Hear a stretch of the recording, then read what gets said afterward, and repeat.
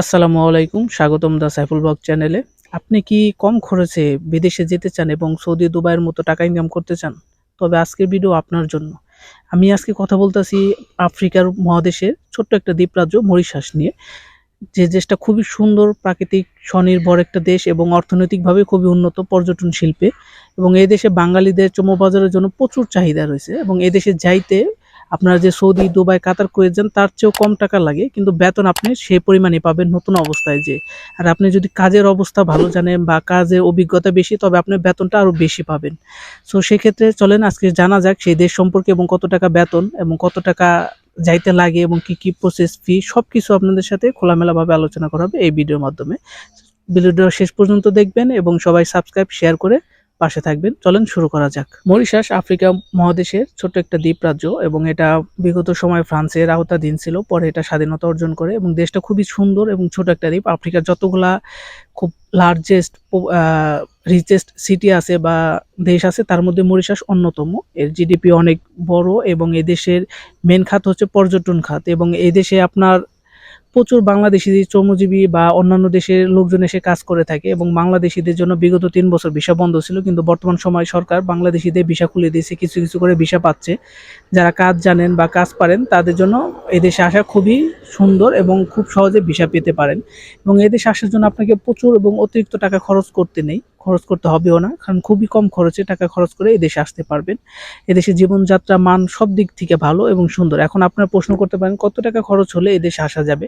এখন আমি বিভিন্ন এজেন্ট এবং এজেন্সির মাধ্যমে কথা বলে যতদূর জানতে পারছি, আপনার এই টাকাটা আগে আরো অনেক কম ছিল, কিন্তু এই যে মরিশাস ভিসাটা যে 3 মাস বন্ধ ছিল বা 3 বছরই দুঃখিত 3 বছর যে বন্ধ ছিল, এরপরে এই খরচটা বেড়ে গেছে দালালদের দৈরত্যের কারণে। একটা সঠিক নিউজ আপনাদের দেই, মরিশাসের সরকার বলা হয়েছে যে কোম্পানি লোক নেবে সেই কোম্পানি নিজে খরচ বহন করে ওই কোম্পানি লোক নিয়ে আসবে। সো এই ক্ষেত্রে আপনার কোনো টাকার প্রয়োজন হবে না, কিন্তু এটা খুবই অকল্পনীয় আমাদের বাংলাদেশ প্রেক্ষাপটে। কারণ বাংলাদেশে যাইতে গেলে টাকা লাগবে, আপনি না জানেন অন্য কেউ যাবে। এ নিয়ে আমার অনেকগুলো ভিডিও আছে, আপনি আমার ইউটিউব, ফেসবুক পেজে গেলে এসব বিষয়ে জানতে পারবেন।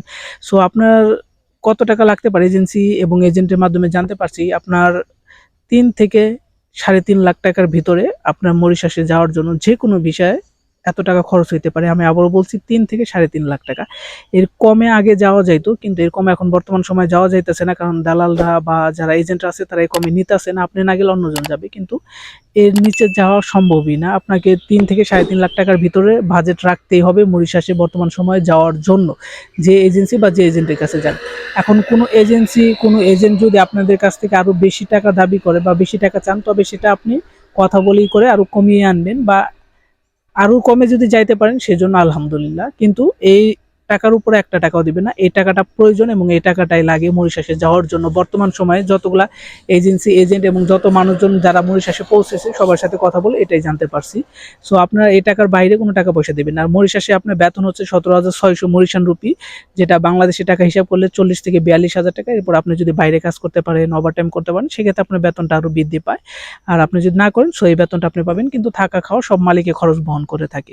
সো মরিশাসটা আপনার জন্য অন্যতম একটা ডেস্টিনেশন হতে পারে যদি আপনি খুব সুন্দর, শান্ত এবং নিরিবিলি প্রাকৃতিক পরিবেশ, বাংলাদেশের মতো পরিবেশে থাকতে চান, তবে এর জন্য আপনার মরিশাস। আর সৌদি আরবে যেরকম রোদ, গরমের তাপ, কিন্তু মরিশাসে ওই জিনিসটা নাই। খুবই নাতিশীতোষ্ণ একটা দেশ। আর এই টাকাটা খরচ করতে হবে এবং এই বেতনটা আপনি পাবেন। সো ডিসিশনটা আপনাকে নিতে হবে। ধন্যবাদ সবাইকে। আর নতুন নতুন ভিডিও পাওয়ার জন্য, মরিশাস সম্পর্কে আরো বিস্তারিত জানার জন্য আমার পেজটা ফলো, সাবস্ক্রাইব করে পাশে থাকতে পারেন। আর কোনো কিছু জানার হলে আমাকে কমেন্ট করতে পারেন, ফেসবুকে কমেন্ট করতে পারেন, সবখানে আমি উত্তর দিয়ে থাকি। সো সবাই ভালো থাকবেন, সুস্থ থাকবেন। ধন্যবাদ সবাইকে।